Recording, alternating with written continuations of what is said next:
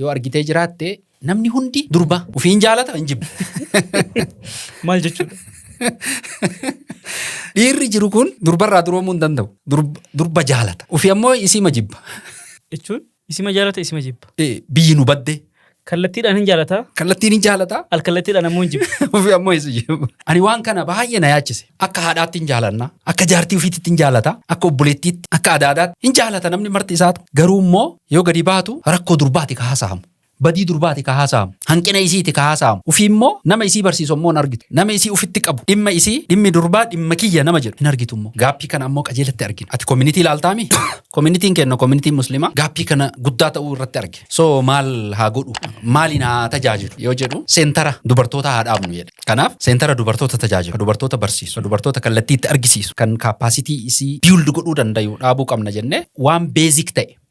Ijoollee durbaa waggaa 13 irraa ol ka jirtu. Akkasuma waggaa 13 gadi ammoo ijoollee xixiqqoo irratti kan hojjetu kiraayiteriyaa baafnee bu'uura hubannaa intalli durbaa takka dursa hubannaa isii barbaachisa. Diinaa islaamaa hubatuu qabdi. Addunyaa hubatuu qabdi. Gahee isii beekuu qabdi. Akkamitti deema? Akkamitti jiraadha ka jedhu beekuu waan qabduu fi bifa kanaan kaarikulamii isaa itti bocnee amala silaa durbarraa barbaadamu beekumsa silaa isirraa barbaadamu qophii isiin boru haadha ta'uuf qabdu. Durba jechuun haadha. Haati ammoo madrasatul uulaa manni barumsaa ka jedhamu haadha. Jireenyi ilma namaa kun haadha irratti rarra'a. Yoo haati tolte dhaloonni tola. Dhaloota san tolchuuf ammoo har'a isii haadha taatu san tolchuu qabna. Haadha boruu san har'a tolfatu waan qabnuuf. Dhimma kanarratti gaaffii lama isiniif qaba. Gaaffii lamaan kana isinii kaasee deebii keessa laalee gara sagantaa xumuruutti deemna. Daawwattoonni keenya waan isaan nu beekuu qabanii sagantaa kana keessatti seenaa isaanii biratti sagantaa isinii dabaluuf ture. Seenaan isaaniitu baay'ee dheeraadha. Sa'aatii dheeraa fudhate naa dhumachuu hin dandeenye. Waa'ee Ummu Eemanii wal qabatee waan akkana waan hawaasa keessa hin jirre dhaabbata hawaasa keessa hin jirre wayii yeroo waan san fudhanii lafarra kaayan yookaan ammoo appilaayi gochuudhaaf hawaasatti gadi hin bahamu chaalenjii hedduutu nama qunnama. Hawaasni fudhachuu dhabuu danda'a. Keessattuu hawaasni suni hawaasa dhimma akkanaatiin wal qabatu waa'ee dhaabbataatiin wal qabatu dhaabbataan gadi bahuun waan guddaa ta'e ka dubartii ta'uun ammoo ka shamaraa ta'uun ammoo moor chaalenjii isaa san dabil godha. Sheekh Abdul Wahaab dhimma kana akkamitti cabsanii? Wanti taphatti argamu hin jiru. Chaalenjii qaba.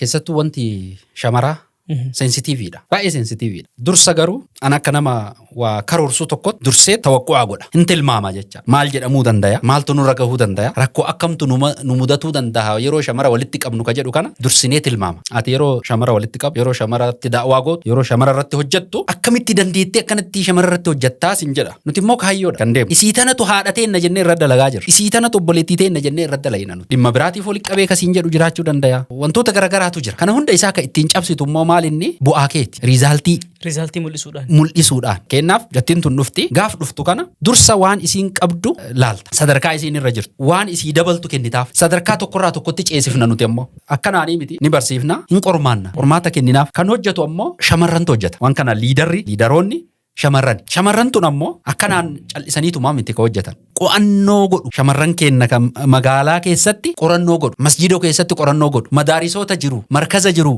irratti qorannoo hojjetu. Maaltu jira? Hanqinni jiru maa inni? Hanqinni jiru maal inni? Ijoolleen tun asitti markaza kana keessatti quraana buuftee miikunoo maal taatere? Quraana buusaa jirti. Haffazaa jirti. Rakkoon ijoollee tanaa maaliin? Ka yoo gadi baaftu dhiibbaan hin mul'anne hawaasa keessatti. Asii qaraatee quraana haffazaa jirti. Yoo gadi baatu ammoo hawaasa keessatti homaa hin mul'atu. Arrabnii fi jibbaan dubartoota ittuma fufa. Maaliif hir'achuu dhabe wanni kun? Kan jedhu kana gaappii kana qorannoodhaan baasu. Sana booda waan qorannoodhaan bahe kana as deebifne immoo kaarikulamii keenya keessa seensifne isa san itti guunnaaf jechaadha nuti. Bakka hafe san. Bakka isin dhabde san asitti itti guunnaaf. Gaafa kana jijjiiramatu mul'ata. Sadarkaan dubartoota barnoota kana keessatti dabalaa deema. Jijjiiramni irratti mul'ataa dhufa. Kanarraa akka ka'e hawaasichi suuta suutaan jijjiirama ree mucattii ofii irratti argaa jira. Mana keessatti akkatti isiin salaata. Haasawa isii, jijjiirama akhlaaqa isii, eessaa barattee dhufti waan akkanaa leenjii akkanaa isaa argattee dhufti ka jedhu kana hawaasni hin laala. Boodan fudhata jechuudha. Maatiin hin laala. Ollaan hin arga. Walitti hima. Eessuma jira wanti akkanaan jedhama. Hedduun isaanii dhufanii nu gaafatu. Hedduun isaanii dhufanii biiroo dhufanii gaafatan amma achitti carraan kun akkamitti nuuf kennama. Barattoonni Rift Valley iddoo iddoo adda addaarraa godaananii magaalaa roobee keessatti galan bifa paartaayimiiti kan barataa jiranuu jira. Carraa kanatti fayyadamuudhaaf jecha. Namnummaan bakka biraatti dhufeyyuu. Yaa. Wanni ittiin dhimma kana cabsanii hawaasa keessatti gasseenanii jalqaba riizaaltiidhaan naan jedhaa turte. Bu'aa dura garuu waan kana appilaayi gochuudhaaf yeroo yaaddan sababoota yeroo keettan maaltu dhufa maaltu jedhama maaltu nuun jedhama waan jedhu jalqaba beekuun waan sitti darbatamu beekuun Yaa. akka qophootu si taasisa. Yaa. Liidara shamarran goonee barsiisota immoo sheekota goonee barsiisonni immoo nuti istiraateejii baay'ee fayyadamne. Inni kun maal godhuu jalqabe amansiisuudhaaf karaa saaqee maa ebaluuf barsiisaami. Ebaluun fa'aami yoo jedhamu. Wanni isiin barattu maal inni yoo jedhame diiniidha ka barataa jirtu. Maashaallah. Keenya kana waa'ee dhimma uumamanii wal qabatee waan haasa'amu tokko dhagee dhumarratti na kaasuuf yaaltanii jirtan. Hayaatu zawjiyyaa waan jedhu irratti. Shamarri takka mana barumsa uumamanitti barattee jennaan namni isii fuudhuudhaaf dhufu yookaan ammoo gaa'ela ijaarrachuudhaaf dhufu ji'a sadiif leenjii fudhachuu qaba. Waan jedhamu dhagahaa ture. Wanni kun hagam dhugaadha. Hagam isin ammoo tarkaanfii fudhachuudhaaf qopheera jirti. Akka karoora kennaatti jireenyi kun akkaataan inni itti deemu hanqina baay'ee qaba. Akkaataan ilmi dhiiraa itti fuudhu shamarri itti heerumtu hanqina qaba. Hanqina kana furuudhaaf ammoo karoora qabna. Karoorri nuti qabnu qorannaa irratti waan hundaa'e. Akkanumaan cal jenneetu maa miti. Tokkoffaa waan mana murtii jiru. Mana murtii jiru jechuun diiggaa. Diiggaan gaa'ilaa gara mana murtii jiru. Fi gariin achi jiru baay'ee ulfaataadha. Keessattuu dargaggoonni reefu wal fuudhan kun wal fuudhanii wal hiikan. Waggaa tokko wal amancaa. Hiikkaan baay'ee guddaa. Waggaan lamayyuu baay'ee. Lammaffaa kama jiraataa jiranuyyuu akkamitti jiraataa jiran. Dhimmi zawaajaa kun walumaa galatti maal fakkaata? Ka jedhu kana wayita laallu akshin pilaanii riisarchii hojjanneen baay'ee waa argine jira. Isa kana furuuf ammoo akka karooraatti nuti maali furmaata jennee ka kenne. Namni wal fuudhu akkanumaan wal fuudhuun qabu ka jedhu amanne nuti. Namni wal fuudhu tokko akkanumaan wal fuudhuun qabu. Tokkoffaa maachuriitii wanni jedhamu tokko jira. Qophii gaa'ilaa ka jedhamutu jira. Qophaa'uu qabu. Dhiirris qophaa'uu qaba. Isiinis qophaa'uu qaba. Yeroo hedduu maal argite? Isiin ni baratti, hin qaraati, quraana haffazdi, tarbiyaa ajaa'ibaatiin guddatti, sadarkaa ajaa'ibaa irra geetti, durree tokko fuudha. Dhugaadha wallahi. Ifaajee maatiin kana hunda deemee ittiin ifaajee bareetti balleessa. Yeroo kaan ammoo maal argita? Maatiin fuudhuu qabdama jedhaan mucaa qophii hin qabu. Maal qophooytan jedhuun ufiin qopheessine qophaa'uu isaan gaafanne. Qophaa'uu isaan gaafanne fuudhi jedhanii. Kun immoo rakkoo mataa isaa qaba. Itti seena an akkanan seene jedha eegas itti seenee geesse. Ani jireenya akkanan seene jedha. Isiinis immoo akkana yaadne ani qara jetti. Akkana naan jedhee itti heerumeetti. Heerumni sun bakka hin ga'u. Kun immoo diiggaa hawaasaa ta'a. Jireenya hawaasaa fuulduraa irratti dhiibbaan inni fidu dhiibbaa guddaadha. Kana karaan ittiin fayyifnu immoo karaa kamire? Karaa qopheessuuti. Qopheessuuti. Kanaaf amma booda dargaggootaaf leenjii bareeda kennuu barbaanna. Keessattuu namni kenna waan silaa saalfatamuun saalfatu. Waan hin saalfanne saalfata. Yoo ati dhimma zawaajaa itti kaaftu hin saalfata. Haati abbaan waa'ee dhimma kanaan kaaftu. Mucattii mariisisan.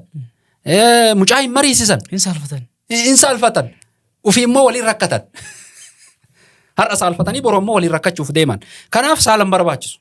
Kun bakka itti saalfatanii miti jiruudha. Jiruu irratti baacuun hin barbaachisu.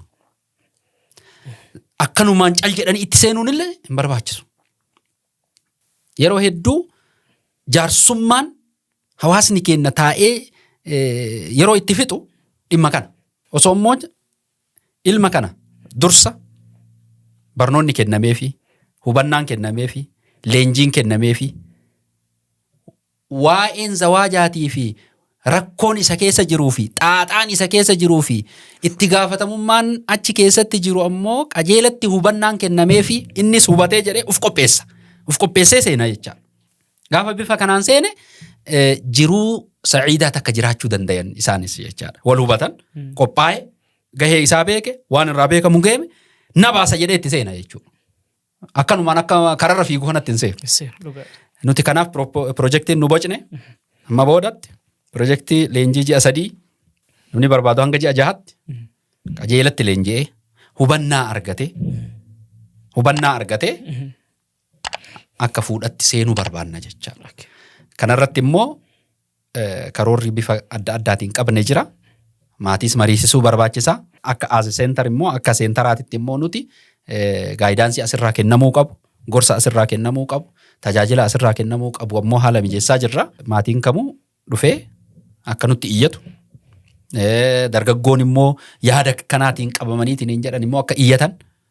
Hin iyyatanii, hin galmaa'anii, leenjiin hin kennamaaf. Hin leenji'anii of laalu jechuudha, of madaalu.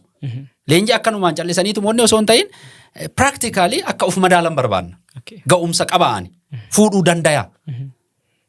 Yoo fuudhe ammoo rakkoo achi keessa jiru san baachuu danda'a. Danda'ee baadha. Bira taruu danda'a ka jedhu san akka inni of qopheessu. Rilaayis godhee. Of ilaalu barbaaduu irraa kaka'e piroojeektii kana bocne. Maashaallah waa guddaadha. Moor waan dhagahee olitti amma hubadhee jira. Hawaasni illee anumaa waliin akka hubate abdii qaba. Kana keessatti gaaffiin bakka baay'eetu jira.